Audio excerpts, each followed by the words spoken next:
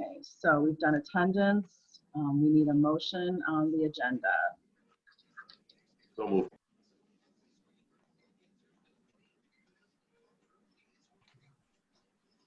I will second it. Okay, Jay Schneider made the motion. Jeff Stingler seconded to approve the agenda as presented tonight. Obviously, the two items on the agenda are, big one, review the governor's plan, review our plan, WEM's plan, based on the governor's recommendations and orders, as well as approve a cross-country coach, as that is the fall activity offered at this moment. Is there any discussion on the agenda items? There's nothing additional, Joel? Any discussion? Okay, via roll call vote. Travis? Here. Yes. Dan? Yeah. Gary? Yes. Jay? Yes. Jeff? Yes. John? Yes. Okay. And Pam, yes. So by roll call vote, 7 yes, motion carries. The agenda is approved. So we'll move right along into the information the administrative team would like to present for the plan to reopen WEM schools. So to set the stage here going forward, are we working? Volume? Everybody hear me? To set the stage going forward, the school district has assigned a public health person, and with us, it's be LeSueur County. And I've had conversations with the nurse there who will be working directly to approve our plans. Since the last time we visited, our numbers in the county have changed and they have decreased. So as we sit as of today, all elementary students in grades K-6 could return to the school. We would have to do distance learning for grades 7 through 12. These numbers will change. One conversation that I did have with her, since we're in 4 different counties, is how that works.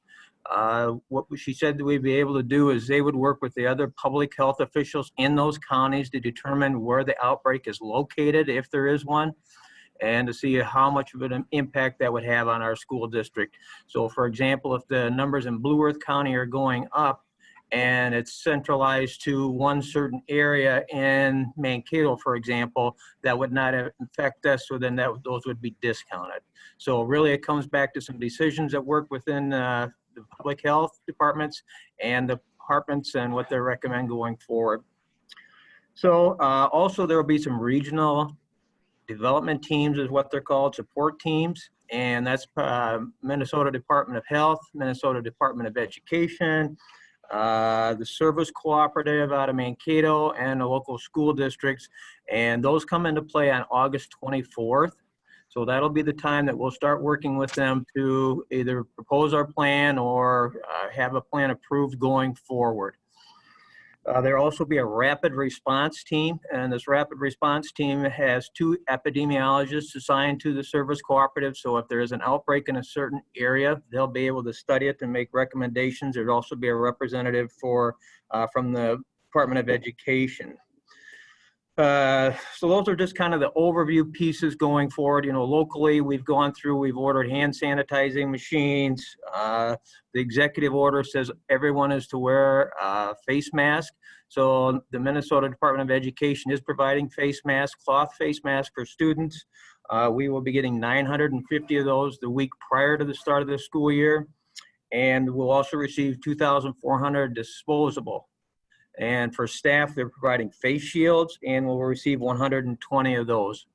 In addition to providing face coverings for staff and students, they will also have tests available for staff that are saliva-based, and they can be taken in their home, and 24-hour readout on those to go back. So those are kind of just the updates that I have to set the stage going forward. And then with that, we'll let the principals talk about their learning plans.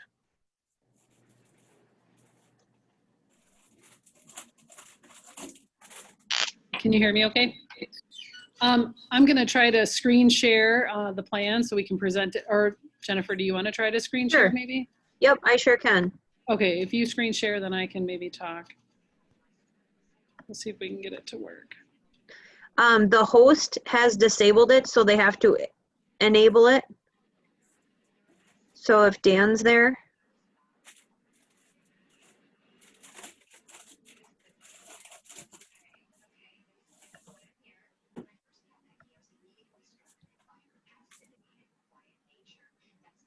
Dan, are you still there?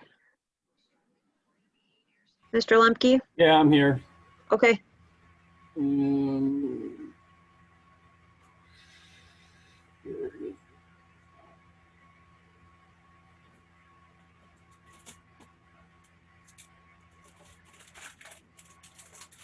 All right, try now. Perfect. Thank you.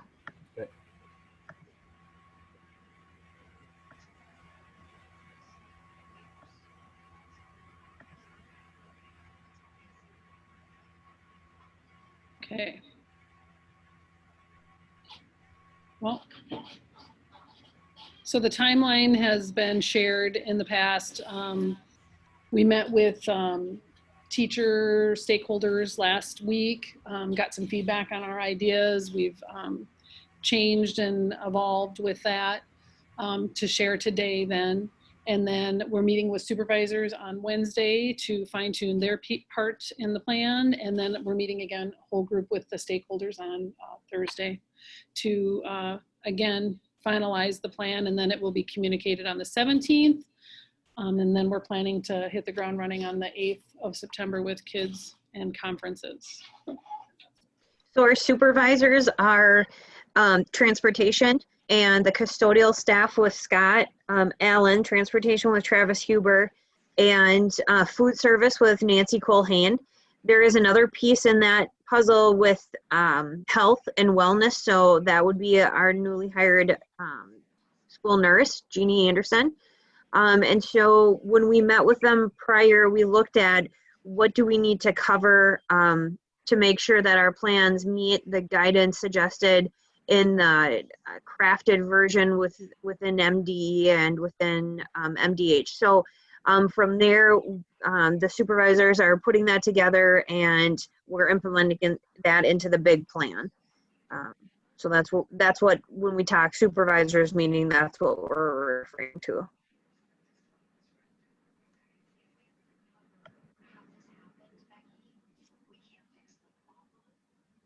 So just an overview, and I think people have seen this probably quite a bit in the recent weeks, but scenario 1 for us is in-person learning for all students.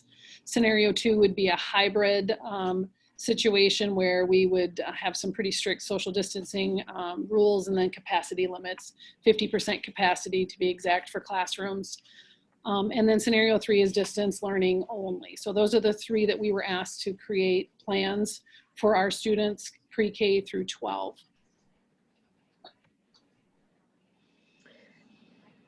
So cases around the state and locally, we are shared a document every 2 weeks. We received our latest review on last Thursday it was.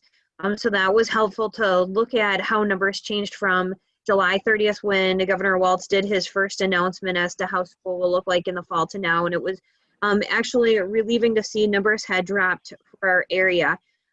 So when we review numbers every 2 weeks, which the next one will be on August 24th, we'll have a better idea if we're staying the same or if we're going further in a decline, or in the event that it's an uptick, what it is and how to adjust based on that. And Joel, correct me if I'm wrong, but when we talked before, scenarios would come out every 2 weeks and then we'd have a week to implement or change.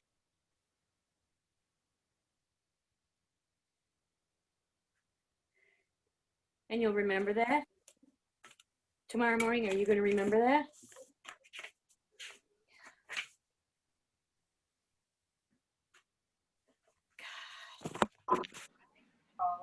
In actuality, I think the data will come out weekly on a Thursday that we'll be able to look at. And then if we decide to change plans in consultation with that group that I spoke of earlier, we have 5 days to change it. There has to be a 5-day turnaround there. Got it. Thank you. Thank you for that clarification. Okay. So recent numbers, as Joel alluded to, we were at 22.16 cases, and we have recently dropped to 16.8 per 1,000 people population within the county. Again, with current numbers, K6 would be in school each and every day with a traditional setting, and 712 would be a hybrid model. And when we talk traditional in person, it's with social distancing when possible. We're not held to always having room capacities or 6 feet social distance, but certainly if we are able to do that, we will do that, particularly the 6 feet social distancing, along with keeping in mind the masks and frequent hand washing, sanitizing stations, and that sort of thing.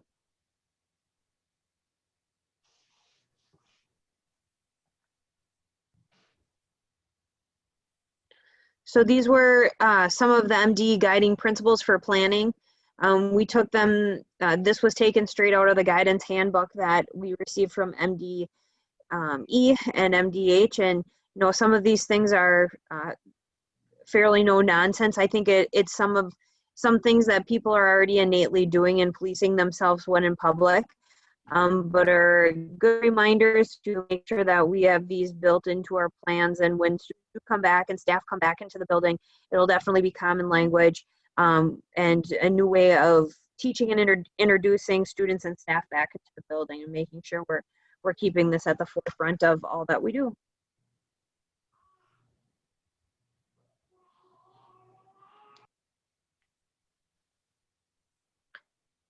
So by the numbers, these are the breakdown of projected student numbers for each building in each campus location, and then also the hours that are required by the state. As you can see, the hours per day or average hours per day based on how many hours per year does uptick as we go throughout the school year. And then the total amount of students that we're expecting in the building if everyone were to come back in a traditional way. Those are great numbers for us to be able to plan for when we're looking at hybrid situations and 50% room capacities. So those are the numbers we've been going off when we're planning that.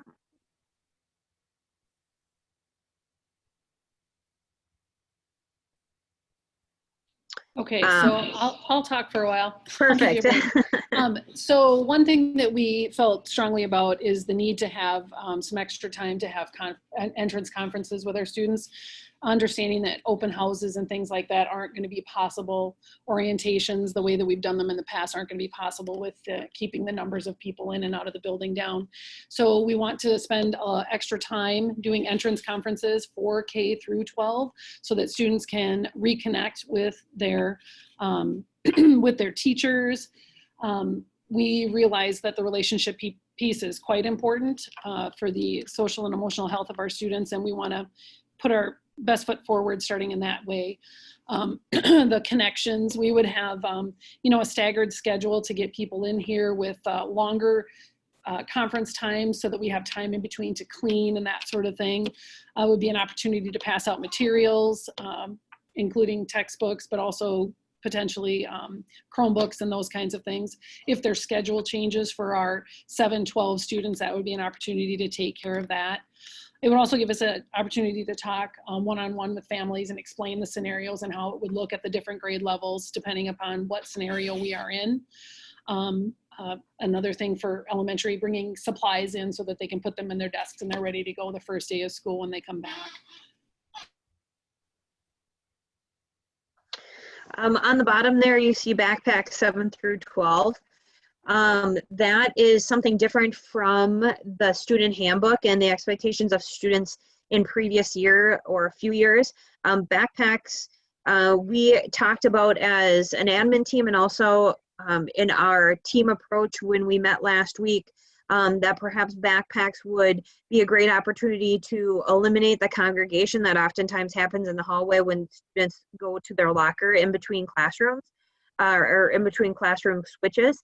And also students would have, and the elimination of a high surface touch area with that as well. Students would travel with all of their materials from class to from class to class. And so that's the idea behind backpacks for 712.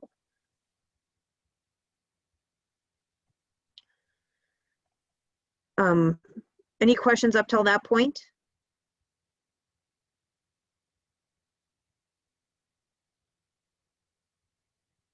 Okay, so the next part is we're going to move into our distance learning. And I think it was board member Michaels who made mention last board meeting about how our focus really needed to be at hybrid, and both Bobby and I and Joel and JB agreed, because the hybrid was something that we really have not done at all. And so we knew what we needed to do better with distance learning based on surveys and feedback. And in a traditional approach, we know what that looks like. And so we're going to spend a little bit time going through the distance learning plan and the traditional learning plan, but the bulk of the presentation here will be on the hybrid. And I should point out that this distance learning plan that we're talking about right now is really the distance learning plan by choice. If someone chooses to do distance learning instead of coming back or following the scenarios that we're in, it's going to look a lot like if we were all in distance learning as well. But there is the option for students and families, if they don't feel comfortable returning, that distance learning will be supported. So just some overview of that, live stream platforms or streaming platforms for pre-K 6. We use Seesaw pre-K 3, and we use Schoology for 4th through 6th grade. Seesaw is very appropriate for the younger grades. I know sometimes there were concerns with families going, oh, there's two different things happening here. But the reality is our pre-K 3 people can't really do Schoology quite well at all. So Seesaw worked very well in the spring for that and getting information out and interacting with students. So just to kind of overview the daily expectations in distance learning for pre-K 6, students will have learning opportunities every day. Recorded mini lessons could be one of the ways that information is given to students. Also teacher interaction one-on-one with Zooms or not Hangouts, but Google Meets. Opportunities for peer-to-peer activities, small group meeting activities throughout the day. All activities, work, tasks, assignments will be posted on Schoology or Seesaw by a certain time each day, and live stream lessons will be available. We do understand that distance learning is definitely more difficult with our pre-K through 6 students, in that sometimes there's more than one student in the house. They can't get a hold of a machine. So to meet at the exact same time that the teacher is available or is Zooming or meeting with students isn't always possible. And many times our younger kids, they do need support from parents that may be at work or may not be available to support them. So the need to have those, we recognize the need to have that daily interaction available, but we also recognize that it's not always, the timing isn't always appropriate or easy for people to meet. So having things recorded and that sort of thing are a priority for us as well. The schedule, again, the goal is to be engaging with their teachers on a regular basis in the pre-K through 6. I think from our feedback, that's one thing that we could do better. People recognize that work was available to their students, but that connection wasn't always there with their teachers, and that's something that we want to improve on. Again, with lessons recorded if need be.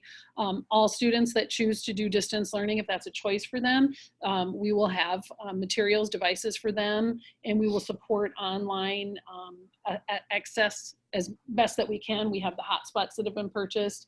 So whatever we can do to make sure that people are online and can access the things that we have available to them, we will be working to do that.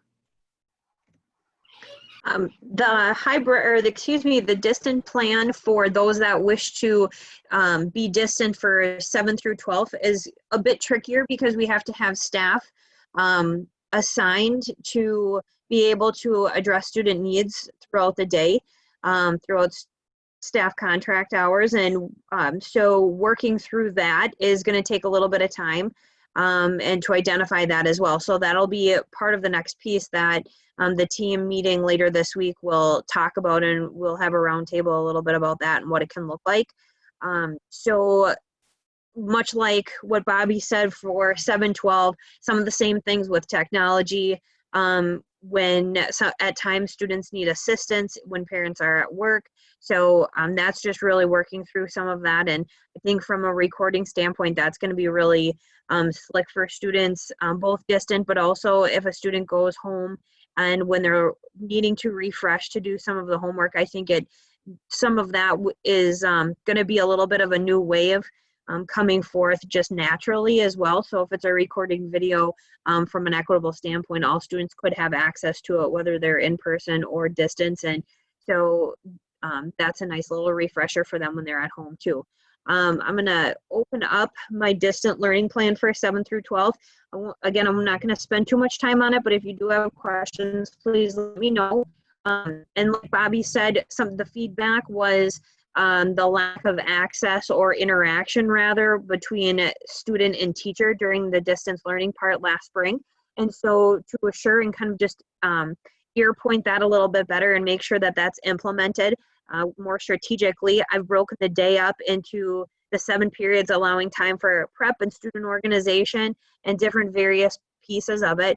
So classroom times will still continue on during their regular scheduled time, with the first part of the day being, or the first part of that hour being main contact interaction with teacher being live. And that could be some core instruction, maybe it's some note taking.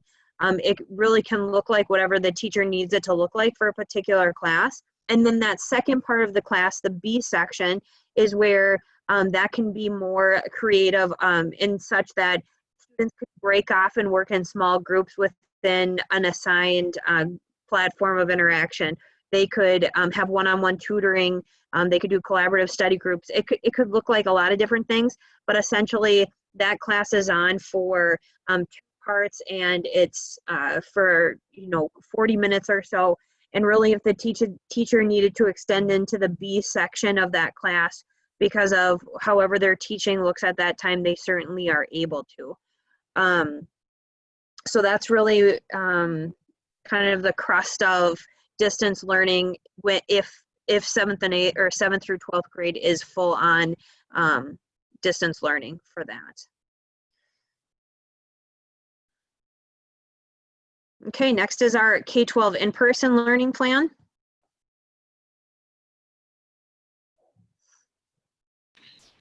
We'll start with K-6. If we are in an in-person learning scenario, that's obviously we're all here, 100% capacity, and we will engage in social distancing practices the best that we can, but there's never a guarantee that we would be exactly 6 feet apart in every situation, but to the best of our ability, we would adhere to the social distancing guidelines for in-person.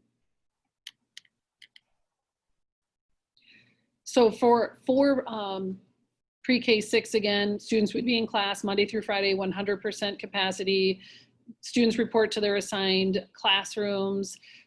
We would, because of the social distancing guidelines, students would be reporting to their classrooms instead of going outside and that sort of thing, to minimize the amount of interaction, that sort of thing, germ transfer. Movement within the building would be limited again, no large group assemblies. Individual classroom setting based on square footage, of course, would be set up to allow for the most amount of social distancing possible. High touch areas, of course, being disinfected regularly throughout the day. Again, signs would be posted throughout the building to remind students and staff of social distancing guidelines. And we would still employ a rotation for outdoor locations for noon hour and things like that. The schedule would be a normal day for us. Teachers, their normal contract hours, and students here the normal times. Regular attendance, of course, expectations, they're all the same. And of course, grading, the traditional method, if we're all here, no need to change any of that. So high school traditional learning plan, similar to what Bobby said, high touch services, sanitation, working with Scott and his custodial team to make sure that we have cleaning going on throughout the day, not just at the bookends, especially during those high transition points, lunchtime in particular. One thing, and I think I've talked about this in previous meetings, is that student work and grading will really need to be consistent throughout the year, regardless of what teaching model we're in. So once our full out plans come out, that's something that we will see in each one of the 3 plans for 7-12. Granted, there needs to be grace at times, and we know students go through ebbs and flows in different parts of the year, and especially if we're seeing a lot of transition from week to week, that's going to be hard on students as well. But for the most part, we want to stick to having consistent grading so that it's black and white, and we don't want to mislead students as well. One thing that the group talked about as well is this paragraph right in the middle here, where students could take a no credit option. So talking with some other districts, this seemed to be an idea in a think tank that came up, and I think it could really be a great option. So towards the end of the semester, students would have the option, instead of taking an F in their course, that they would be able to take a no credit option. So they would finish the semester in that class, but as the end of the semester comes, and if they are at the point where they are unable to pass the class, then they could take no credit. So at that point, it would not affect their GPA like an F would, but it wouldn't help it either, and they would still have to make up that particular credit. So that still will be discussed in our team meeting later this week as well, to make sure that we're all on the same page with this.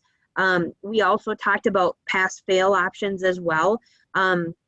So that will be coming to, and we'll give some more information on that once our final plans come out. Core instruction and support will continue to use building counselors and student success coordinator to prepare a planner board. One thing that was very evident is that students that struggled through the distance learning part, a lot of it came down to needing help to be organized. And so I'm utilizing our SSC and our building counselors to help prepare that planner board. And in the distance learning, I had time at the front end of the day to make sure that our planner boards were up to date. And so 7th and 8th grade, Ashley did a great job with that last year. And so we'll just lead that over to the school side of things to help work through that. Again, like Bobby said, most of the day, the start and end of our day will look a lot alike. We'll probably stick more to some staggered release times too, just to make sure that we're not having a lot of congregation at the exit doors. For busing, we already have staggered release times, so we'll just continue with that too. Maybe more likely pay a little bit more closer to that and be more stringent at those bell end times. So that is essentially the traditional learning plan. And then we get into the hybrid model, and we thought it important to talk about some of the requirements for the hybrid model. You can see for in-person hybrid model, the masking policy, the PPE for direct support, student services, routines for hygiene and education about hygiene is going to be big for all of us. Daily cleaning and frequent cleaning of high-touch surfaces, having the COVID program coordinator be a part of the planning, limiting non-essential visitors in the building.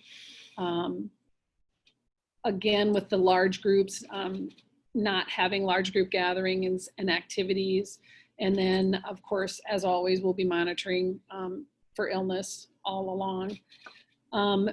Also required for the hybrid, I'm sorry, the first one was in-person and hybrid together. Specifically to the hybrid, the social distancing, of course. And then a big one is the school facilities at 50% capacity. That also includes transportation at a 50% capacity. And then sufficient staffing clearly to meet all of those needs. So in the elementary, K through 6, our plan is that students in kindergarten through 6th grade will continue to attend Monday through Friday each week. In some cases, we will need additional sections to allow for the capacity limits that we have. So we would be utilizing support staff, specialist staff to staff those extra sections of classrooms so that we can get our kids here. I think we heard in our surveys loud and clear that It is a concern for people if their children can't be at school every day. Our people work and they work in other communities, and they really rely on school to be available to their students. So we've heard that, and we're trying to accommodate that the best that we can. So yep, band, choir, specialist, recess, lunch, everything will look a little bit different in the hybrid model for sure. Can we For, ask questions? K-6 daily expectations, again, the students would be Yes, attending class Monday through Friday with that 50% capacity. Students, would come to school, report to their assigned classroom. When they come, again, right to their classrooms, no large group congregating in the halls or outside. Movement through the building, again, would be limited to risk exposure between different groups. In the hybrid, lunch would be delivered to the classrooms. The students would not be able to have lunch in the cafeteria. Our capacity is, I believe it's under 40 in the cafeteria when we figure out the square footage, so we can't really do that. Again, special area teachers would be coming to classroom for special instruction. When I say specialists, I'm talking about music, phy-ed, art, media, those kinds of things. And of course, with phy-ed, we have the advantage of being able to utilize outdoor spaces whenever possible. At some point in time, the snow will fly and that will become very difficult to do, but that is the plan at this point. And again, no large group assemblies. Bobby, I think Dan had a question. Could you repeat that? I think Dan Houlihan had a question. Yeah, I did have several actually. I went back a slide, Dan, in case you needed.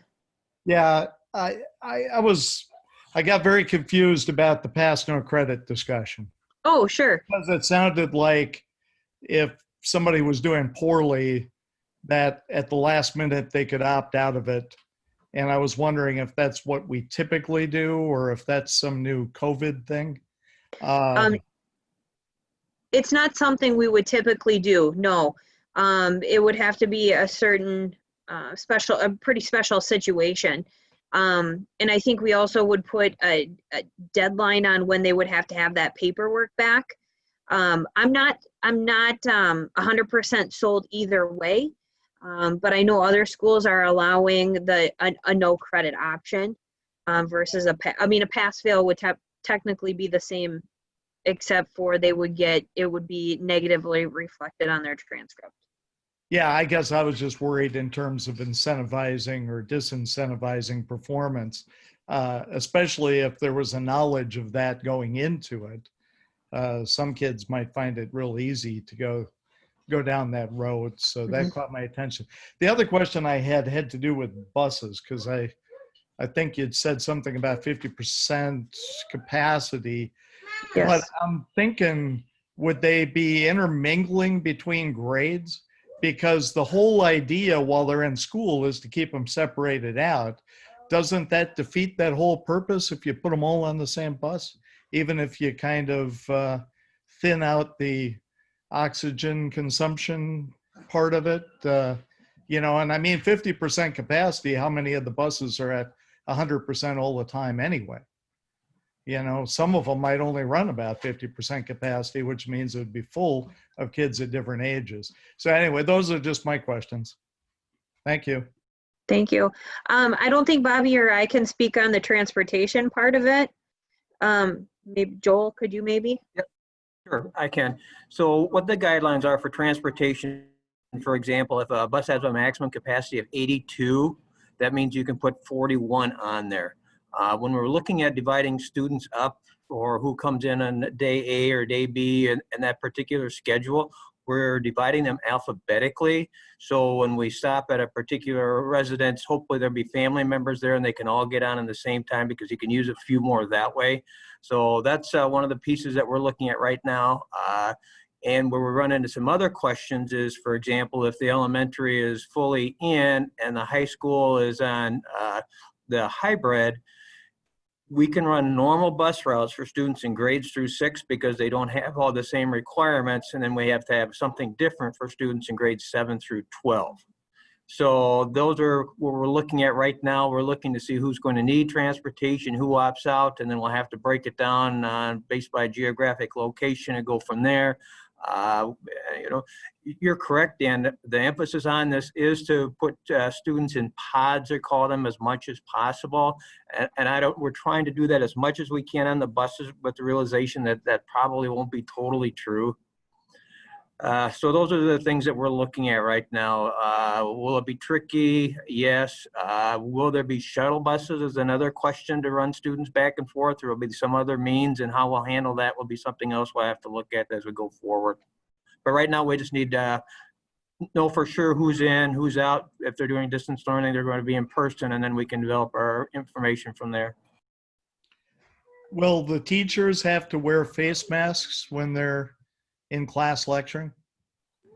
What the state is providing are face shields for them. All teachers will receive a face shield, and 50% of the support staff will. So I think they'll have the option, if they are comfortable with the face, whatever one they choose, they can use that. But right now, those are being provided for all licensed staff members.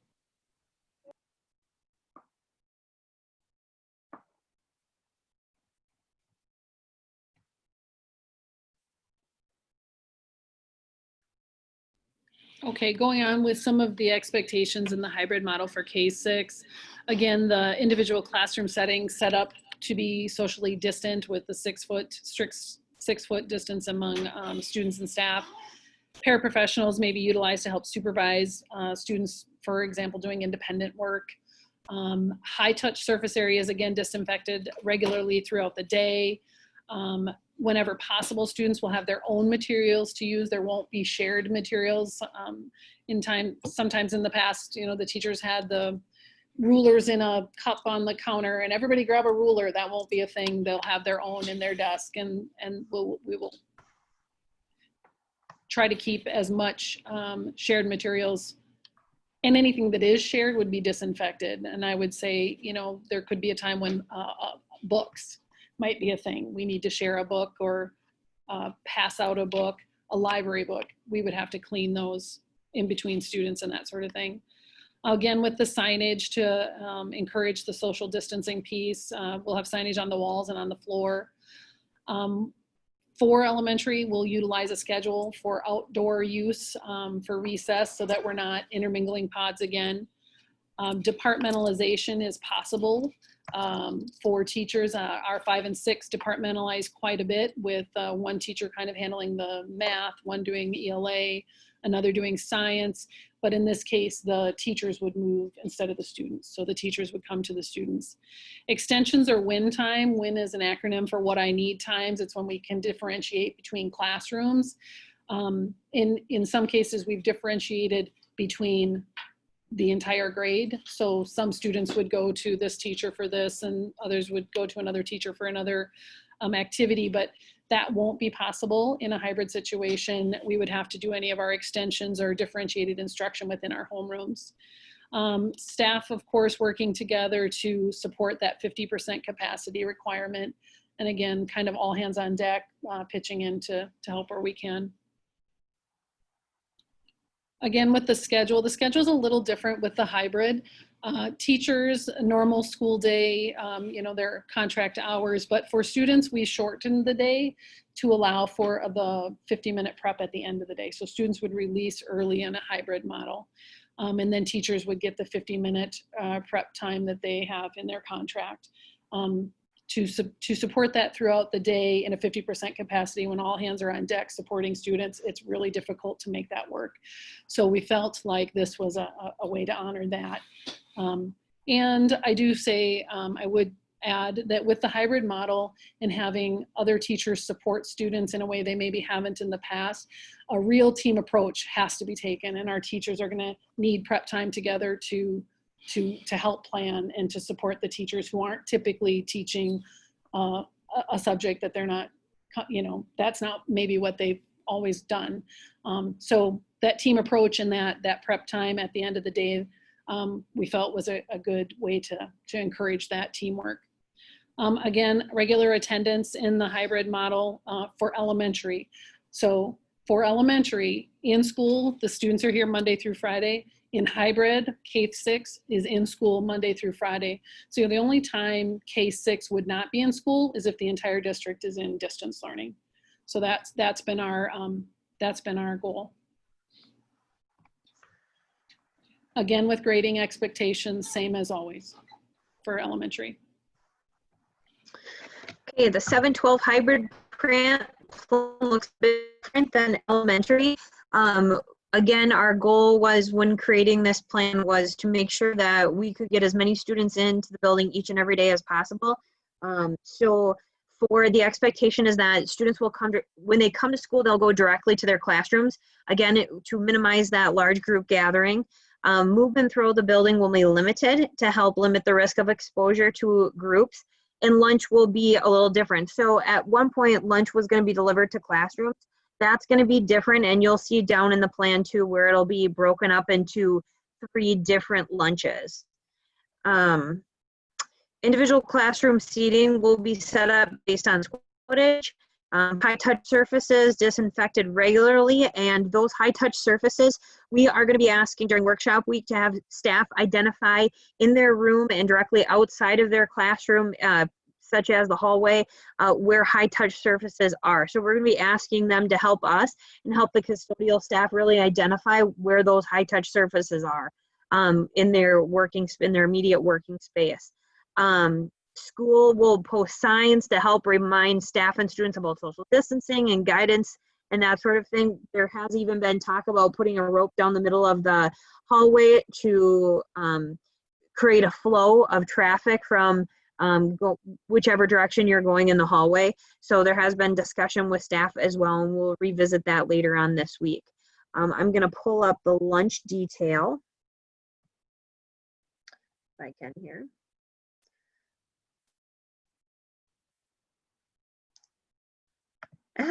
My slide keeps coming in.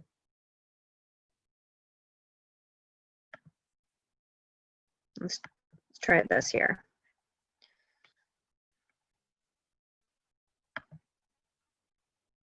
So as I said, or as Bobby said, actually, our cafeteria can hold, I think, 37 students at one time. So our hybrid lunch, to get students into the cafeteria, we would be looking at breaking up into 3 different lunches. So 4th hour would be like a super hour where it would combine 4th hour instruction with lunch to make a 90-ish minute block. Lunch will be broken up. It should be 3 down here. This just shows you the breakdown of numbers and how many students we would need to be fed each day in the hybrid scenario with limited a la carte items. So lunch here in Morristown and Waterville during lunch A, and that just means that throughout lunch A, lunch will go first, followed by the instruction. So if you are a teacher that has been designated as a 4th hour teacher that falls into lunch A, then you will go to lunch the same time your students go to lunch, and after lunch is dismissed, you will go back for that full block of instruction. If you fall into lunch group B, the teacher will go to lunch, or excuse me, the teacher will instruct for part of the hour, and then there will be lunch, and then after lunch, they'll go back into instruction. And then C, they will do full instruction first and then go to the final lunch. This will put a bit of stress onto the cafeteria staff, making sure that our tables are clean in between lunch periods of students transitioning in and out. And it'll be a little bit longer block for the lunch staff to have students coming to lunch versus just one 30-minute block in a traditional setting. And so elementary lunch and high school lunch will need to work together as well to make sure that we have students coming and being able to get in as needed, because the cafeteria staff will need to make sure all elementary has lunch delivered to their classrooms as well. So it'll be a back-to-back. It'll be quite a hot 2 hours, I think, down in the cafeteria with the gals working in there. And then Morristown, they will have, they'll have it broke up into 3 lunches as well. I have a quick question. Yep. Go ahead, Dan. Now, it looks like the paraprofessionals are being used for quite a few things, but is that an issue at all in terms of funding streams, in that a lot of the funding for the paraprofessionals and title people comes out of different revenue streams than what they would be being used for? So Is that a right problem? now, the state of Minnesota, any special education paraprofessional that's paid through state special ed dollars can do variety of duties within the school district. You know, previously, yes, they had to work directly in the special services area, but now they've expanded that to provide some flexibilities for school districts. Some of the federal funding still has some pieces to it, but I think due to coding and some other issues, we can work our way through that, so it will not be a total loss in funding for those services provided by paras. Do they have to agree to that? I mean, can they be forced to do something that falls outside of what their funded job responsibility would be? Well, I would assume anything that we would assign them to do for the most part would still be working with students or working with something with student safety. So it would fall underneath their typical parameters. Maybe not exactly what they, we hired them for in the beginning, but they would still have something for some responsibilities within the school. I would also say like student needs come first. So we would not sacrifice any student support to support any of these things. This instruction and support for students in the hybrid plan, students will be divided into half. Dividing into half will be tricky. First of all, we need to make sure that we have like family members paired up, particularly with the transportation. But the other part of that is if we have a class that has perhaps 10 students, it's a specialized class, or it's a college now class that has a lower number than a typical gen ed class would. We want to make sure that the entire class, or we're going to try our very best to make sure the entire class is in on the same day as much as possible, just because we know that sometimes when you get class sizes too small or too large, your instruction isn't as effective either. So we want to be cognizant of that when we do some dividing, while still maintaining what we need to fall within the maximum number of students in classrooms throughout the day. So we've identified 2 different groups where students will be broken into perhaps group 1 that'll come into the building on Mondays and Thursdays for in-person instruction. And the second group will be in the building on Tuesdays and Fridays, with everyone being distant learning on Wednesdays. The thought around the 2 days, Monday and Thursday, it seems like they're a little farther apart. But when we looked at it, to have a student come in Monday, Tuesday, and then maybe a student on Thursday, Friday, it would be a long time for that Monday, Tuesday student, or that Thursday, Friday, once their duration is done in person, before they saw their teacher again in the classroom. So this is more of a staggered approach.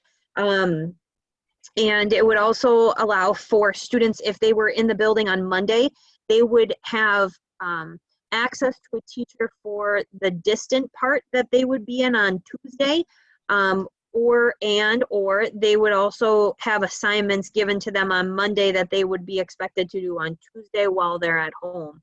One thing that we know that we need to do is provide access points for them on the days that they're not in the building. With the exception of Wednesday being distance learning, all students will follow that distance learning plan. And so they'll have regular check-ins and instruction as I went through before with the distance learning plan. So that's the instruction and support of it. Reduced number of student days, Monday, Tuesday, Thursday, Friday, to accommodate for the transportation, as well as staggered release times to avoid the mass exits. Again, going back to the building counselors and our student success coordinator, they will be vital roles in playing, especially when our students are outside of the building, navigating learning from a distance, while their colleagues and their, other students are in the building learning. So making sure that they have touch points throughout the day that they need, as well as access to a teacher to help them with any questions that they may have. teachers are encouraged to create a week at a glance. And this part was in a previous document that I had showed, but I didn't touch on it.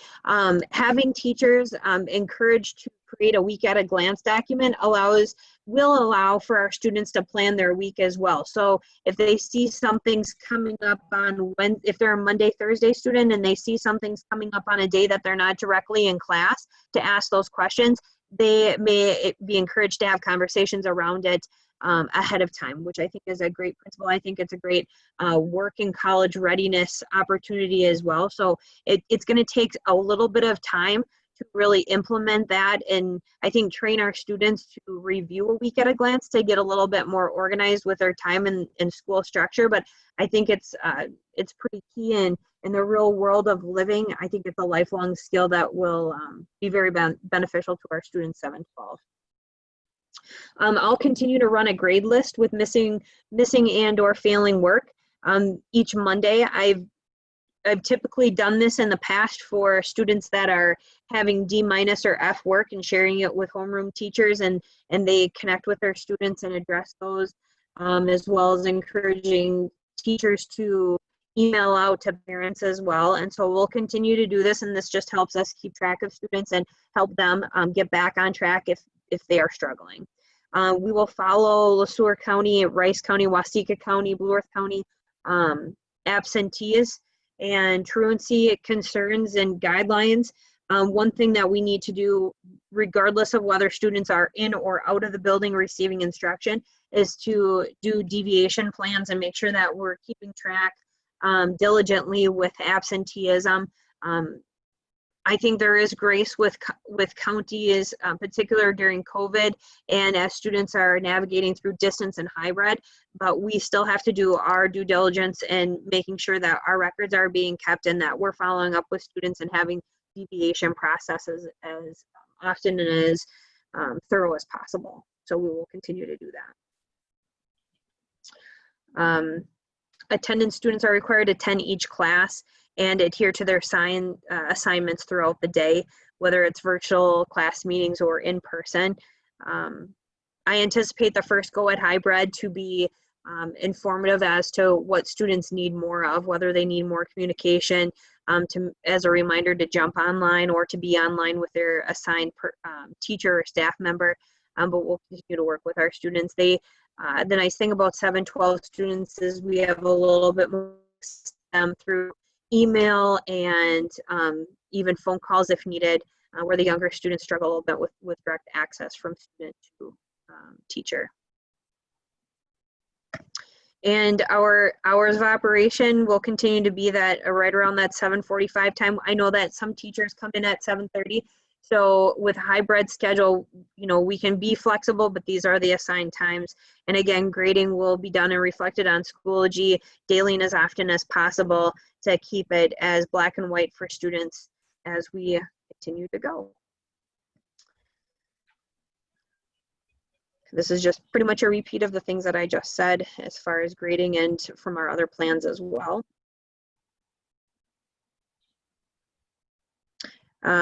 Grading on report cards, pretty much the same as it has been in traditional setting. Just a reiteration of when grades come out and how we report. This goes back to that no credit option. Again, we will revisit this with the team on Thursday and decide how we're going to move forward with that, if we move forward at all. But it's an option out there for discussion.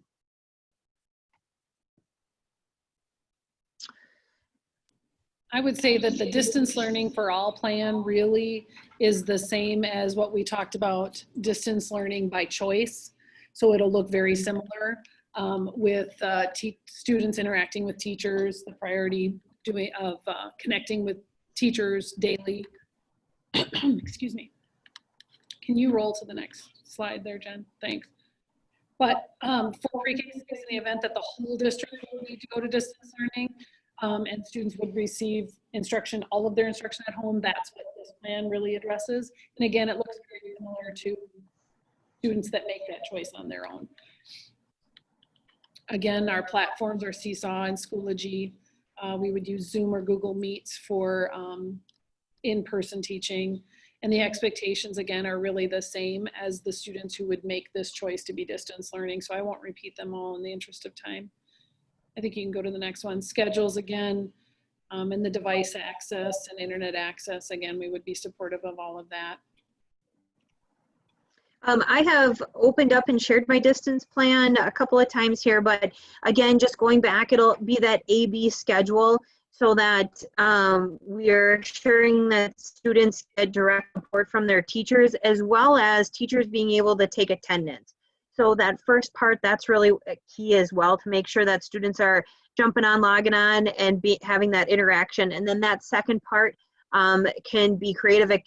It can look a lot of different ways. It can have continued direct instruction, or it can be a time where students are working small group and so forth.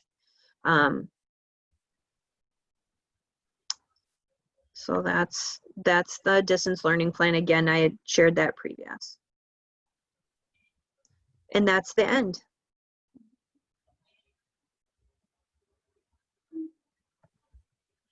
Wow, that's a lot. Oh, and we're gonna have to take some questions.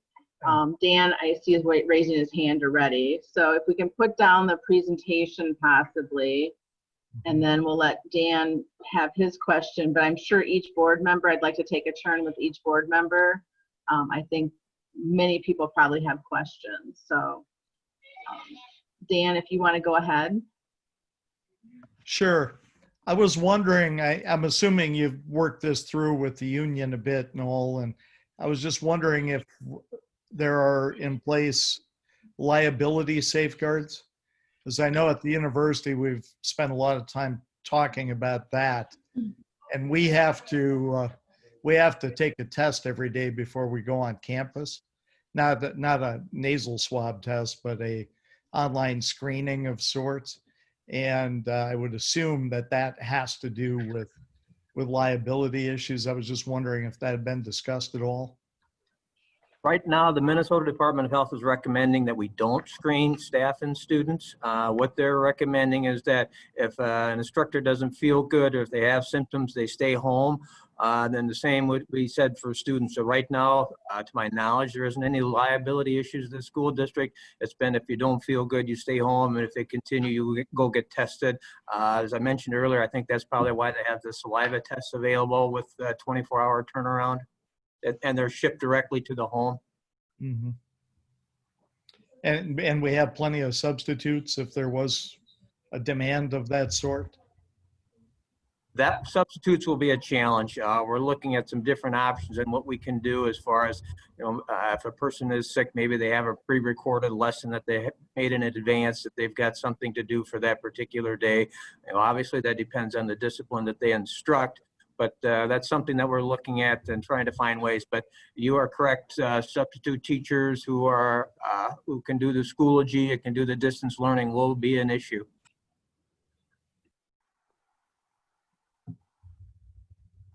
Thanks, Dan, for the question. It looks like Travis would like to address.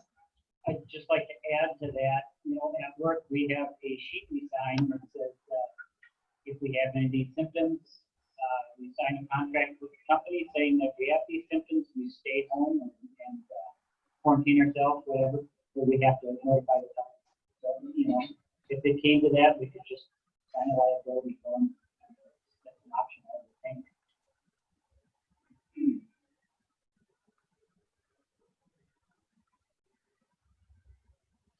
Did you get any direction on signing forms of any type of like? There has been no discussion regarding the signing of forms or anything to my knowledge and all the guidance that I've seen.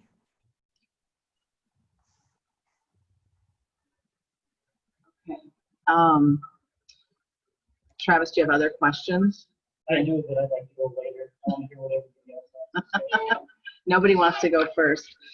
I'm wondering if we could get some information in regard to the status of the surveys and deciding how many want to be here. I mean, do we have any data that says 95% of the students K-12 or?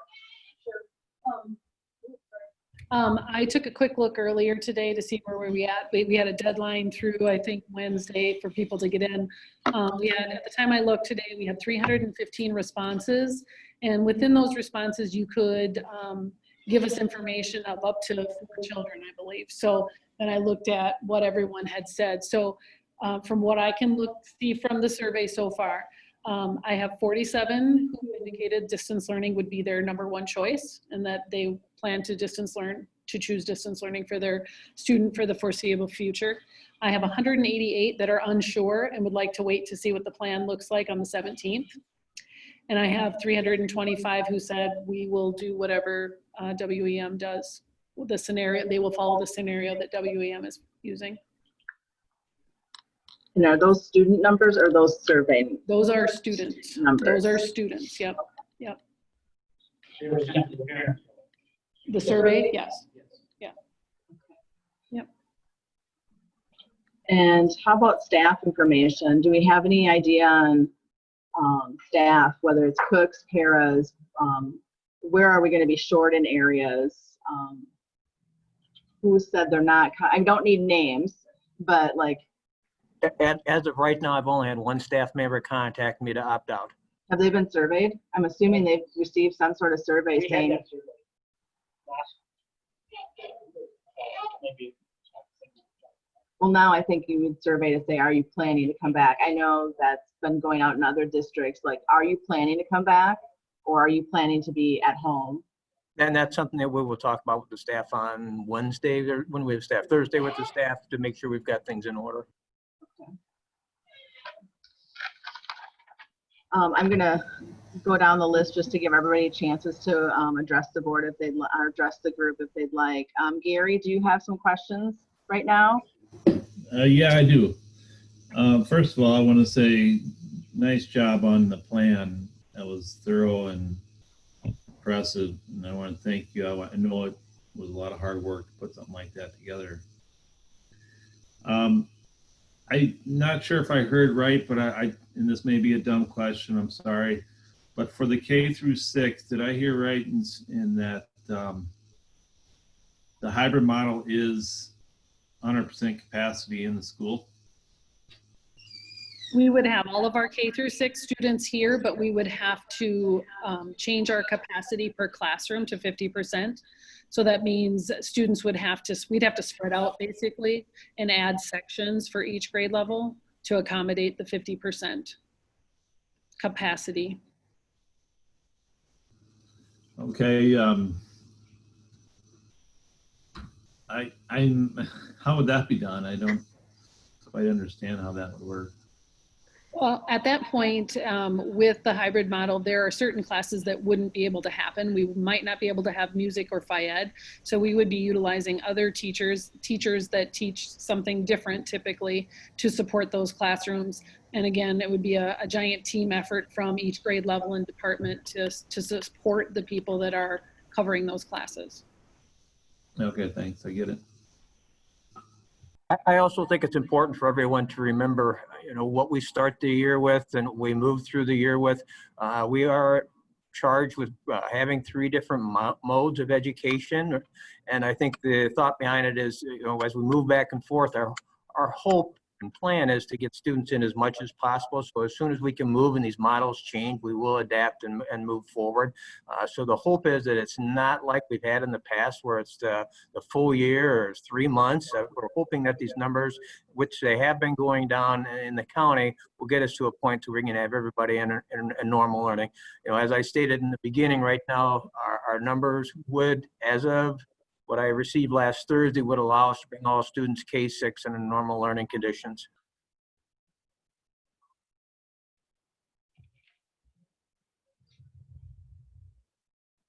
Okay, Gary, anything else at this point?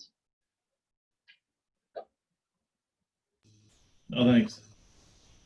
John?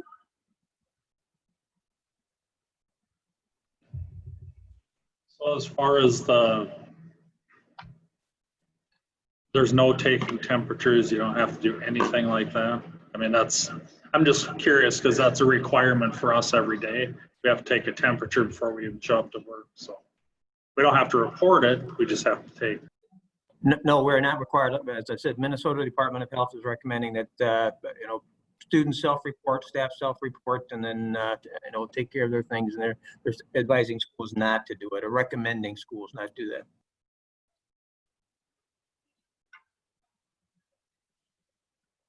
Other questions, John? Okay. Jay? You were first given three models, and then the governor came up with 5. Is that caused to be based on the 10,000 counts? Has that changed what you've done? Well, not necessarily. We still have to have the 3 plans. I'm not sure I understand what the 5 plans are. He gave 5 scenarios based on 0 to 10, 10 to 20. Okay, no, that has not changed. All those do is they determine the level of instruction that you can provide, or the instructional mode that you can provide based on the age of the student. So for example, they're saying right now that our younger students in grades pre-K through 6 are less susceptible to the virus. So they can be in school more often than, say, a grade 7 through 12, because they're more likely to spread them. So the 5 scenarios would be, as I mentioned in the beginning, where K6 is actually in the building, and then 7, 12 is doing the hybrid. And the same thing would occur as you move from the hybrid model to all distance learning. So you may have K6 doing hybrid, and then all the high school doing distance. So if we have to change, it'll be based on the 5, the numbers, the county numbers. It'll be based on that then. It's predicated on the numbers that we have in the counties, in conjunction with that group that I spoke of in consultation, and that will determine what instruction looks like in grades either K6 or 7, 12, based on those counts of the 10,000 counts. Other questions, Jay, at this time? Okay, Jeff? Stangler? Should clarify. So my question would be, as far as I understand this, that everything with this hybrid learning, everything is guidelines. It's not, is it enforced or is it guidelines? So is it mandated by the state that this has to be in place, or is it a guideline that the district should follow but could, basically change and do whatever they want? And so you got a student that comes in, are you going to mandatorily say they have to wear a mask? And if a student says, I do not want to wear a mask, is he going to be sent home? Or is he going to be saying, well, I've got anxiety, I can't wear a mask? Well, that's okay for you. So, because if you don't implement the same plan for everybody, then really it's pretty much ineffective. So right now, the governor's order says all students and staff will be wearing masks if they're in the school building. And I had a meeting the other day on those same issues. If there aren't any underlying conditions, discipline as a last resort can be used for students who refuse to wear a mask. So that part is there. And your first question, there are guidelines that we're provided from the Department of Health and from the Department of Education. And then we run these through that group that I spoke of earlier at the service cooperative that will be comprised of Department of Health, Department of Education, and the school district. And then these plans all go through those based on our counts, and they're approved what we can do going forward. But ultimately, every school district has the right to do what they want to do, correct? If they don't want to follow this plan. They still have to work for that group. So Joel, if I understand you correctly, what you're saying is every school's reopening plan has to be approved. It has to run through that group for that, yes. Well, another question is then, is there any additional funding or anything if we're going to incur cost if we're starting to run dual bus routes? Not at this point. We did receive a few additional dollars in the last legislative session in regards to some relief for unfunded mandates. But right now, there's nothing in the offer to cover the additional costs. He's on mute. I can't quite get. Oh, you were on mute, Joel. Okay, he's going to circle back. Just one moment, please.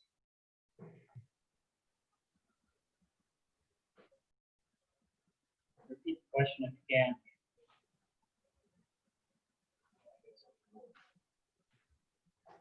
We'll just wait until technical difficulties, please be patient.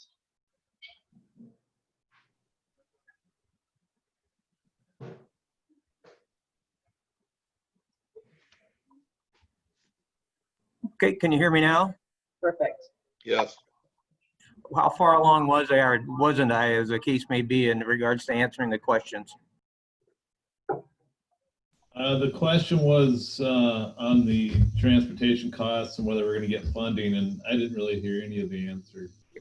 As of right now, the last legislative session, there was some funding provided for out-of-pocket costs for school districts.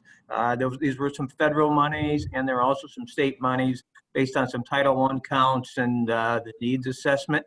So that was for the last school year. We can spend some of it going forward, but I think for the most part, we have utilized it in the 1920 school year.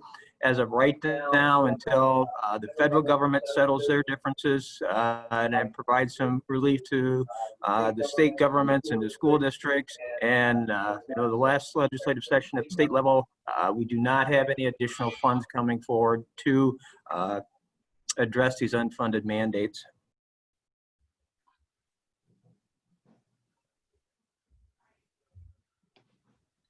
Jeff, do you have any other questions at this point?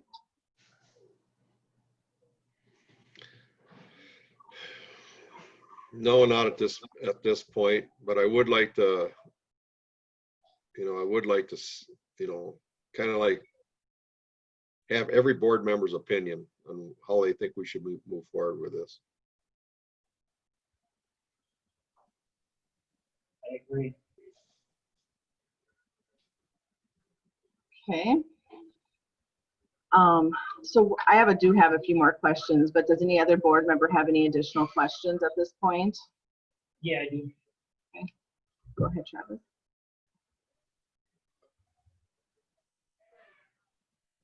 Okay, you said, Joel, you said that the governor said that we all have to wear masks. I'm gonna be the elephant in the room here. In fact, I talked to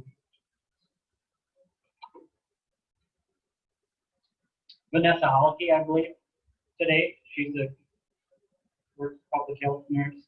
And I also talked to Cindy Shaughnessy, the director of the health nurse today. Spent quite some time just trying to get a hold of them. Nice ladies.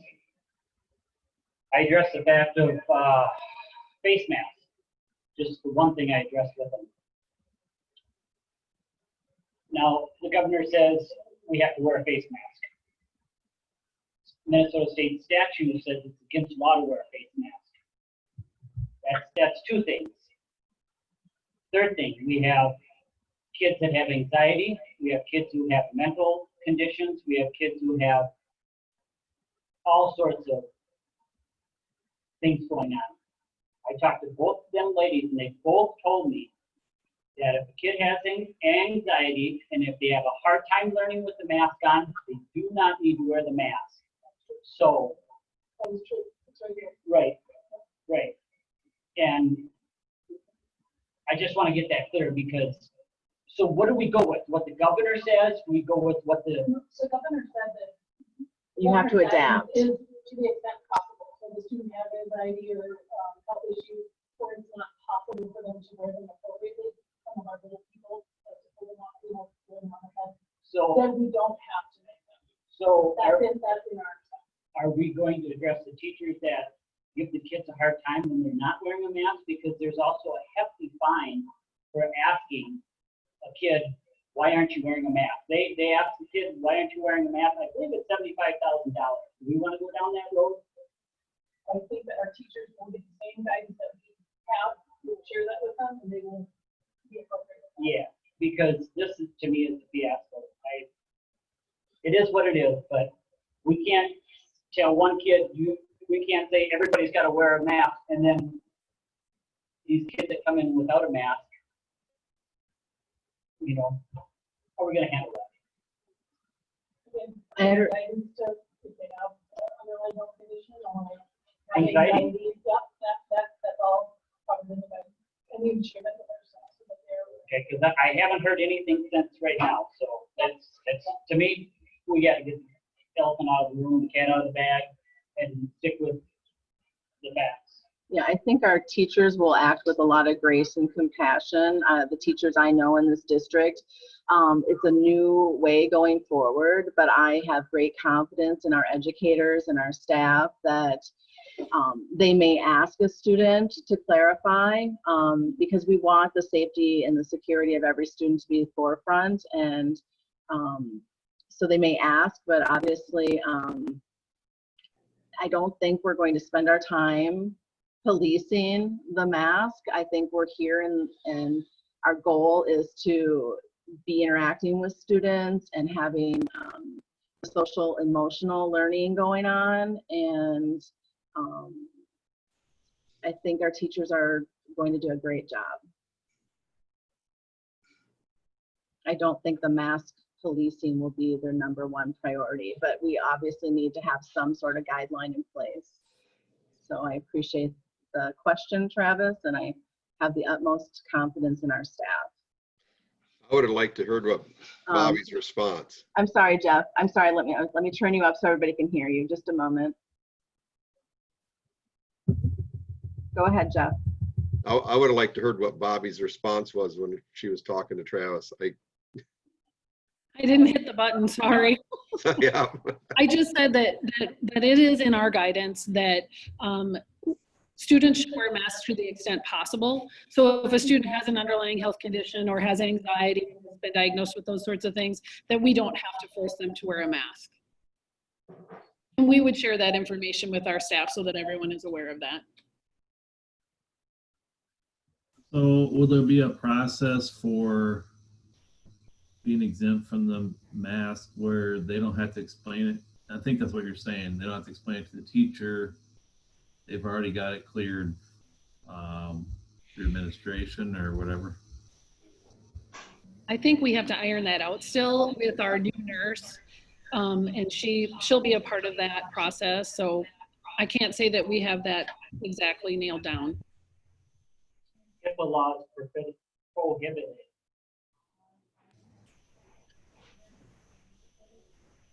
Thank you.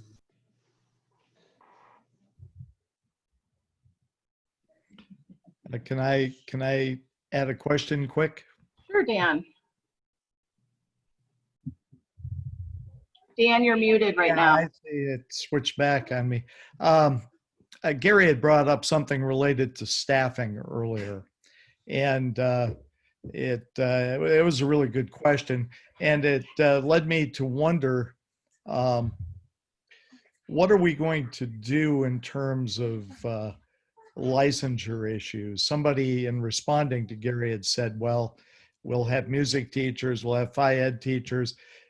My thinking is if we're devaluing their areas and saying, okay, we need to teach math and science and reading, then those teachers who have been teaching the other things will be teaching math and science and reading. So how do we convince the parents of the kids who end up with those individuals teaching their class that they're getting the same quality of education that the other 11 kids or whatever are who have the regular classroom teacher that people normally would have expected at the beginning of the year? Is that an equity issue in terms of education? Is there any kind of licensure concern? Because it seems like at times there's a lot of licensure concern. I won't speak to the licensure bit. I'll let Joel speak to that because there's been some information, some language from PELSB to allow us to do those sorts of things. But I would say that when I said it's a giant teamwork issue, it really will be a giant teamwork issue. So for example, first grade, perhaps a little more departmentalization with hybrid so that we have the same, a teacher from a first grade teacher teaching phonics instead of the music teacher teaching phonics, if that makes sense. A first grade teacher coming in to teach math. That special area teacher then would swap with that teacher and go back to their classroom to teach music or Phi-Ed, if that makes sense. So a little movement with teachers so that we can ensure that they are getting the very best education. As far as the licensure issues are concerned, they'll be the licensing board, and the Department of Education has realized that lots of schools will be having to utilize this form of mode of instruction. So for this upcoming school year, they have loosened the requirements for getting an out-of-field licensure. So previously we have to post for a certain number of days, wait to see, but as of right now, they've waived that posting restriction and you can go forward in whatever area of license that you need without going through the process, and they will approve it. Yeah, you were muted, Joel, but it sounded like there was a response in there somewhere. But it sounds like they're giving you some more leeway in terms of that. Is that the deal? But is that going to convince parents that it's okay? Is that, I don't know. I think the issue here is so that by moving the instructor around, we still are able to provide in-house instruction on a daily basis. Joel, you're muted again. Yeah, you're still muted. Am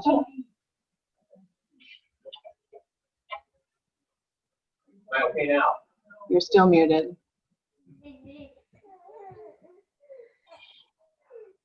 Anybody hear me now? Nope, you're still muted.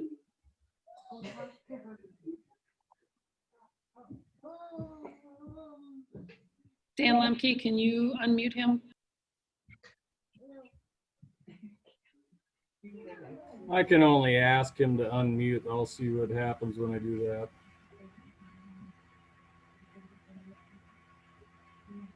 Yeah, I can't There, you're physically. unmuted. Oh, I get it? All right. Yep, I was locked out. All right, gotcha. Okay. So I think the question was going around back to Pillsby and the licensing piece. Yes, they have lightened the load and the responsibilities of a school district to have somebody instruct in an out-of-field licensure. In the past, we had to post it for a certain number of days and see if we had any licensed applicants and bring them in and determine if they were quality or not. And if they were not, we could still do the out-of-field. But they're realizing that the vast majority of schools will be utilizing this methodology. So they've lightened the limitations for getting an out-of-field licensure, so it'll be relatively seamless. And in response to your question to parent satisfaction with this, I think Bobby had talked about moving them around. Will there be 100% satisfaction? No, I don't know if there will be 100% satisfaction in any of the learning models, depending on individual situation. What I would submit is in the hybrid model, we are bringing in students in grades K through 6 on a daily basis. So we are able to allow them to receive some face-to-face instruction on a daily basis. It may not be like a full-blown like as they typically would, but they will still get a higher quality education. I got a question. Okay, Travis? So this will bump up their pay as soon as they get this licensing, or? No, it's just they're assigned a different area to instruct, so it doesn't change anything. They're still contracted the same number of instructional hours. It just might be in a different area, and we'll have to work with them too on how all that piece works. But to the extent possible, we're going to utilize them in their specialty areas that they've been trained in. Can we talk a little bit about what if there is a COVID case? There wasn't a lot that I noticed. So right now, what I read is if we have one isolated case, it won't cause the school to shut down. But if there's more than that, then there's some protocols that we'll have to work through. And really a lot of those things will be out of our control. They'll come from the Department of Health and what needs to occur in the quarantining. One of the issues that they're doing in regardless if it's education, whatever, is the tracking piece and who they've been in contact with. And, when we have had one earlier in the summer, and it came down to, who were you in contact with, the proximity and kind of the questions. And then we were advised by the Department of Health, the County Public of Health, of what we need to do going forward. And from my understanding and recollection of that, we just continued on with education as is. I mean, we made sure we were up doing our protocols of hand cleaning and that type of thing. Correct. One thing, Pam, we have talked about with the group as well is that the nurse's office or the regular office will be used for the bumps and bruises and scrapes that we see on the playground and that sort of thing. But if any student or staff come in with any of the COVID related symptoms, that there'll be a designated place so that they're not directly in the office space, just to minimize that contact as well. We haven't assigned a designated location because we're not exactly sure what the office space, particularly in Morristown and in the elementary, will look with our new construction.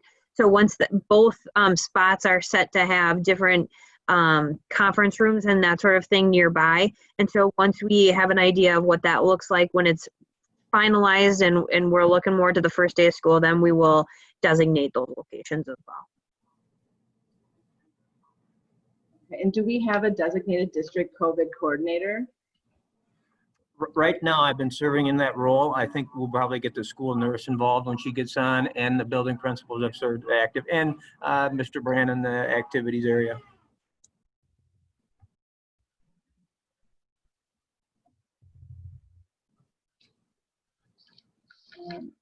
So what is our capacity? Now, that's not total number of students. It's what is our building capacity? Do we know that? I'm sure we do. We've looked at it how many times over the last. We do look at capacity by classroom. So we measure every room to figure out exactly what. Yeah. So right now we've got varying amounts depending on the square footage. So for example, an elementary classroom in the east-west hallway in Waterville has a capacity of 12.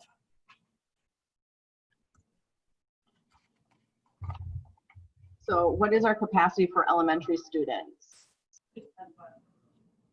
But total capacity, like if you take, what is our maximum capacity of our elementary building? I don't know if we studied, at least I have not studied capacity. What I've studied is available space and the number of students that would be in here at a time. And we're trying to incorporate as many grade levels as we possibly can. So to tell you that without adding them all up, I can't right now. Do you know what the normal capacity is for elementary school room? Ballpark. Well, typically we've got good size, 28-30, which could easily fit in.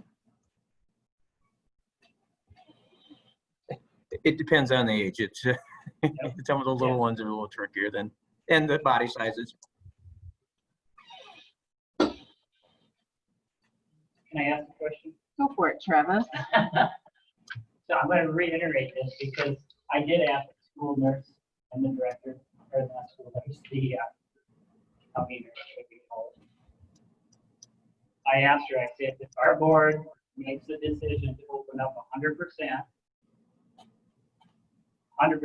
with the virus plan enacted, along with, collaboration with the public health nurse. And if we opened up 100%, I said, could we do that?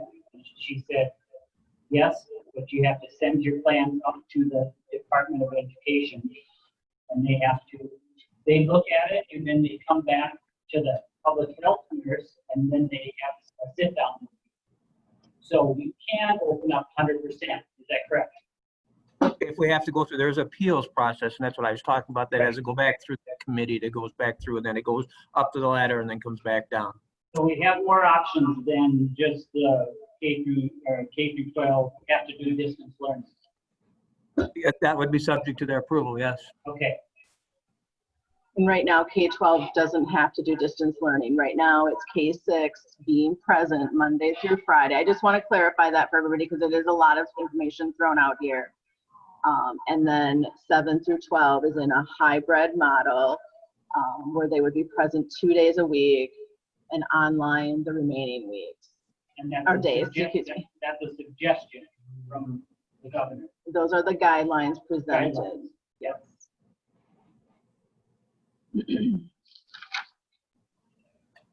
If you do the 100%, Other, Can't hear you. Dan? if you do the 100% enrollment option, that's where the liability safeguards are going to come into play. Because that's what we're trying to implement over at MSU. And that's why we're putting in place those safeguards. Lots of places are doing that, as John mentioned before as well. And so that is one thing that would have to be worked on more if you went down that road, because you would be not following the general instructions that the governor gave us. So Dan, our university classes, just for a frame of reference, are they operating at like 50% capacity then? They're trying to, in terms of what rooms are available and whatnot. The room that I'm in is rated for 12 people and I have 8. So that's not really the way it is, but I got a plexiglass thing. So that counterbalances that a little bit. We're offering a lot of what we call flexing classes, which are simultaneous taught ones. And they're hoping that a lot of students opt for that and that we can fit people in. But right now we're not sure. And that's why they're doing all the liability safeguard. Okay. Because Okay. if you Thanks. go I with just the want some insight from 100% that. option, if you go with the 100% option, you can't force the kids to go there or the parents to send their kids either necessarily. And that comes into play. I think you guys should do the 100% with the option of pulling at 100 because they already have that in place. I mean, it gives us more options. We do have that option.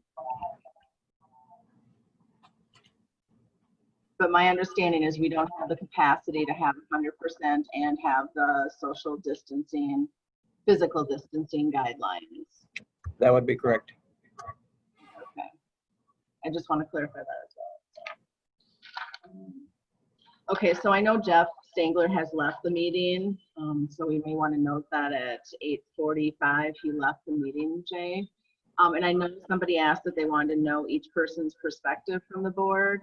So I don't know if we want to go around the table at this point to share your perspective. I would say limit it, if you can, to 2 minutes in respect of all the administrators' times and our times and so forth. So if we wanted to start with John, are you comfortable?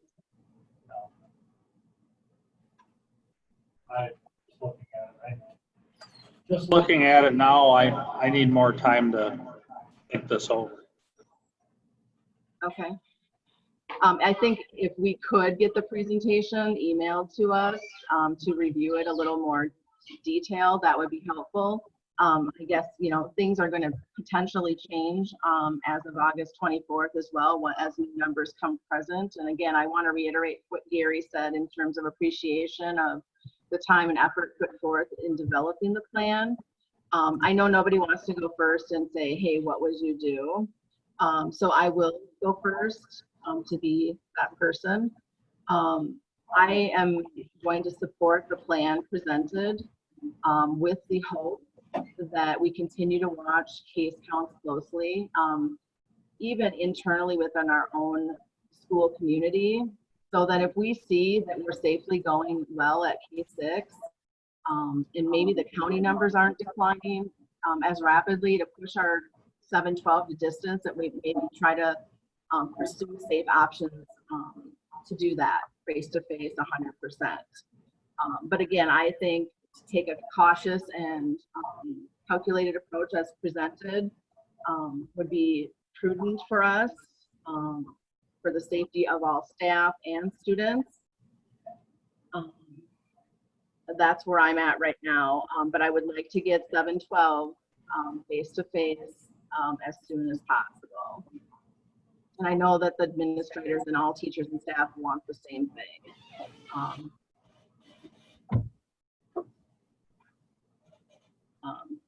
Does anybody else want to share their comments at this time? This will be coming up again, obviously, on the 24th at our regular meeting. Tonight, we are not taking any distance learning action or any face-to-face, nothing about the learning plan. That we have an opportunity to discuss that further on the 24th. I will go next.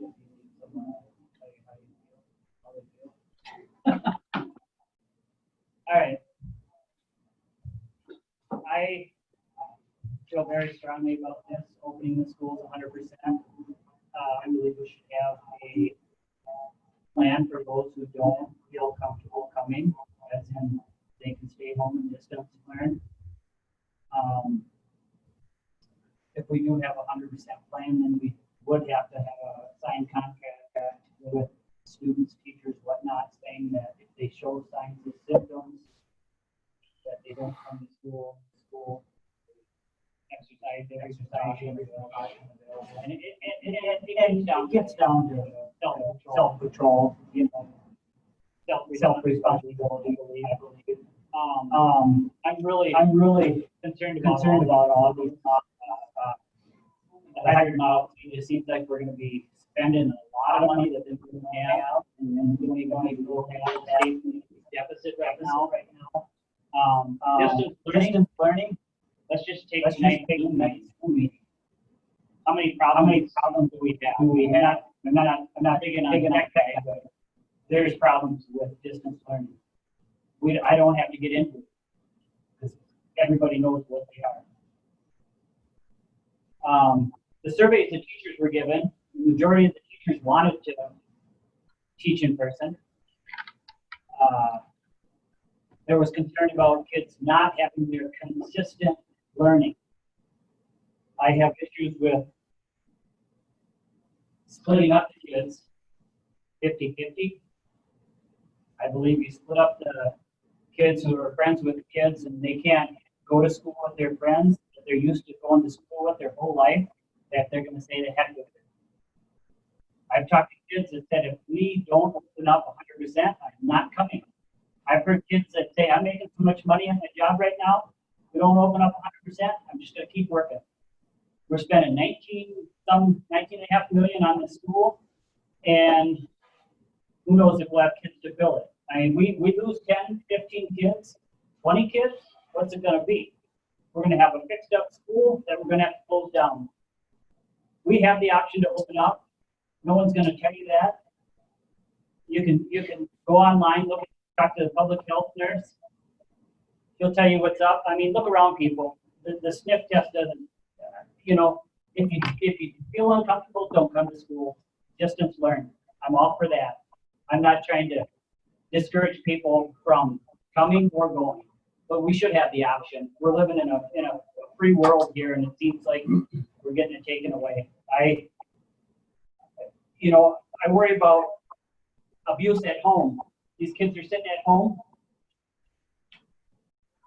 that are getting abused. Sometimes the only safe place is school.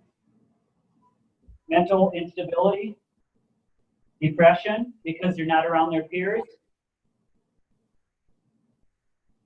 Cheating at home, cheating on school, it happens. We know it happens. We can't control it. Kids refusing to come to school. The list goes on and on. I mean, when is enough enough? I'm for 100% opening up with the option of teachers and kids that don't feel comfortable distance learn, and with every virus protection that we can physically, common sensely do that won't put our school in debt and keep our students here. And that's all I have to say. Thank you, Travis. Is there any other board member who would like to state their feelings at this time about the learning plans presented? Yeah, I'll talk, if that's okay. I think the plan, whatever plan it's going to be, by nature is going to have to be free floating. Because one of the peculiarities of the governor's speech was the algorithm that he provided us with in terms of counties and metrics in terms of how to calculate it school by school, which I thought was odd. And if we are at all involved with Blue Earth County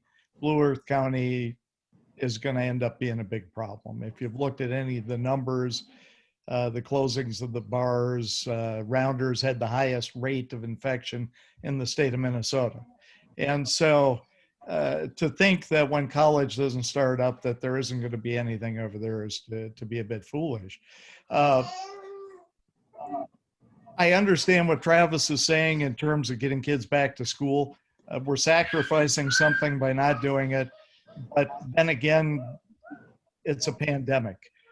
We haven't had lots of those over the years, and this is an exceptional situation. The one thing that I might mention, as having taught both face-to-face and online and all that, to teach a class online and to teach it well so that the kids are getting a comparable education takes an extraordinary effort on the part of the teacher. And if we're teaching in a manner where expectations are teach whoever wants to come in face-to-face and whoever doesn't want to come in, you teach them at home, we're in essence almost having them teach two separate classes. This is an extraordinary sacrifice. Joel had said that the staff is on board and willing to make that sacrifice. I think when all this is over, we need to have a happy hour where we take our staff out and treat them very well for going through this extraordinary extra effort, because that's what it's going to require of everyone involved, I think. But I will support the plan that was presented.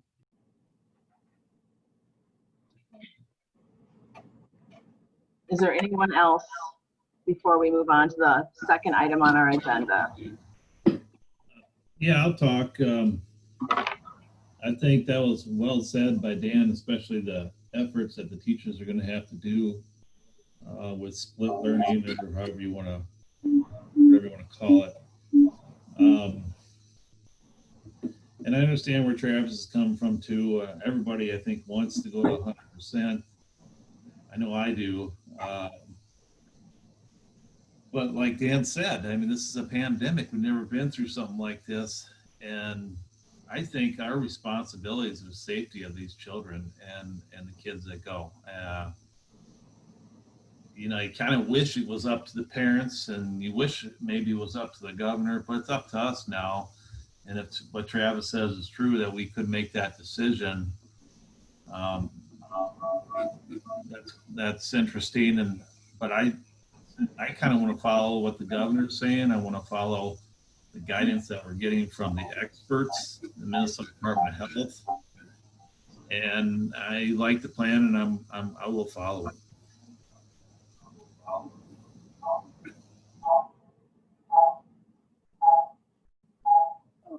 Really? Okay, I'm getting some feedback, so I apologize if anybody heard that. Thank you, Gary. Thank you, Dan. Thank you, Travis, for your comments. Any other comments by any other board members? Okay. We will move along then. Again, this will come forward at our August 24th regular board meeting. And hopefully we'll have even greater news about declining case rates.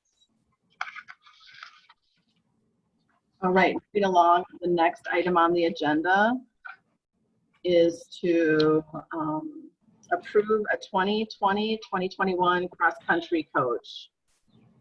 That would be head coach John McDonough at $5,277. So moved. Second. Second. Third. So Travis Bowman made the motion and Jay Schneider seconded to approve the hiring of head coach John McDonough for cross country at $5,277. Is there any discussion? Travis? Have we made a plan that if we don't have it, what we're going to do as far as pay scale? We went through this last year, and I don't want to do it again. I want to be prepared. Right now, the season is slated to occur, and the reason it is on this agenda is because they begin a week from the night. They begin the 17th, so we have a board-approved coach who can begin the practices, who can get ready for the meets. It is a condensed season. There will be some additional responsibilities, namely even during the season with the social distancing and some of those parts, and there will also be some other pieces that they may be required to do. I have spoken with Mr. Baran about that today. Now, with the condensed season, do we have expectations of other things to do, or, Yeah. you know, I mean, It'd be the people are gonna ask. Yep, it'd be the same thing. It's an 80% season. You know, like I said, I would submit two parts. One of it will not be a normal season, and the responsibilities of that head coach and what they need to do when they're working with these athletes is going to be tremendously different than what they've done in the past. You know, if you watch a cross country meet, typically these kids are running in gangs everywhere, you know, groups of them, you know, they go out and they run the 2 miles or the 3 miles or whatever. You know, somebody's going to have to police that for some of the social distancing and following the guidelines set forth by that Minnesota State High School League. So it will be different. And I know they spent a lot of times even looking at meets. I think they can only have 2 teams at a meet, 3 teams at a meet. So the number of meets that they'll be attending will be more than what they typically would in a normal season. So there'll be more nights out. There'll be more gone to away to get those kids some chances to participate. Are they going, social distancing in vans, buses? How's that working? I had to ask. I assume they have to go to 50% capacity. I haven't seen the guidelines from Minnesota State High School. You know, unless numbers change dramatically, typically in cross country, we don't have an issue with that because we don't have a huge number of participants. Thank you. Mr. Baran, do you want to add anything? Because you're the expert in this category. And I'm just curious, one of my questions was, are we limiting the number of participants? Because without having football in the fall and not having volleyball and not having cheerleading, I expect maybe there's going to be a much larger number interested in cross country. So how are we going to cap it at all? Or do you have some things you'd like to add about cross country? I guess I can. One of the questions, I didn't hear Travis's last question about, I guess I don't know what it was, so I wouldn't know how to address that. But the Spanish Friday and Minnesota State High School did give some guidance regarding the approved fall sports seasons and the maximum number of contests and so on. As far as the number of kids, had a meeting today with the Gopher Conference athletic director determining a new schedule because of the guidance, the number of teams. Every cross country you go to, there's typically 7 to maybe 20 teams. With 2 or 3 teams, we suspect they'll be a little bit smaller. Varsity and junior varsity teams are subject to a number of 7 runners that can run on those. Junior high teams may be a little bit larger. So a lot of it will have to do with, A, the number of kids that do come out, whether that will be much larger or not. I hope I know by Thursday or Friday. Also getting ready to get some communication out, as I would like to have at least a series of meetings with parents and students going forward. I do need to talk a little bit more with JWP regarding, you know, some of the protocols that we're going to have in place because of the co-op situation. So yes, there will be probably some limitations, again, depending upon the number of kids that we have. It'll also be determined by transportation. In the past, we have transported students to meets kind of based on what makes the most sense. Taking, you know, if the cross-country meet, for instance, was in Mankato, WM would probably drive because we're heading that direction. If the cross-country meet was in Faribault, JWP may drive just because it makes sense to go that direction. But so we need to do a little bit as far as that's concerned with our transportation people. We will see how many more kids do come out. We may also understand that we have a cooperative agreement with Waseca and Boys and Girls Soccer. And so if any students would like to do that, there's the opportunity to do that as well. As far as transportation and so on with that, they may also see a little bit of an increase in numbers. Again, I'm not sure. And then just to let you know, the reason Minnesota State High School also has enacted this fall will be an official season for practices for spring sports and for football and volleyball. As of today, this evening, they have not sent any guidelines out regarding that. But again, we look for that. And again, they're considering it an official season, not like a waiver for coaches, much like what's done during the summertime that coaches can work with athletes. This is going to be an actual season. Haven't seen when, I don't know when it's going to start. Our hope, and just some discussion with Mr. Whitehurst, is I'd like to see the kids get back to school first. Let's see how things start out for a week or two, and then perhaps get kids back to some of the social interaction that they may get with volleyball and football and so on. Any other questions? Any questions for Mr. Brand? I can say that I have more questions myself than I do have answers after last Tuesday, Thursday, and Friday. Yeah, there was a lot of different things laid out. I appreciate all your hard work in trying to organize that and shifting the football and volleyball programs and adding that fourth season. So we appreciate your efforts as well, Mr. Brand. Is there any other discussion? Okay, by roll call vote then, we will proceed on approving that contract. Travis? Yes. Dan? Yes. Gary? Yes. Jay? Yes. Jeff? Oh, he's not here anymore. I'm sorry. I don't believe Jeff Stingler's on the call. John? Yes. And Pam is yes. So by roll call vote, 6-0, motion carries to approve that contract. Okay. Our next meeting is on the 24th of August. Do I have a motion to adjourn? I'll second.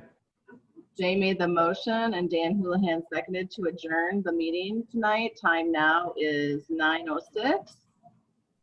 All those in favor say aye. Aye. Aye. Opposed? Okay, 6 yes, motion carries, meeting is adjourned. Thank you, everyone.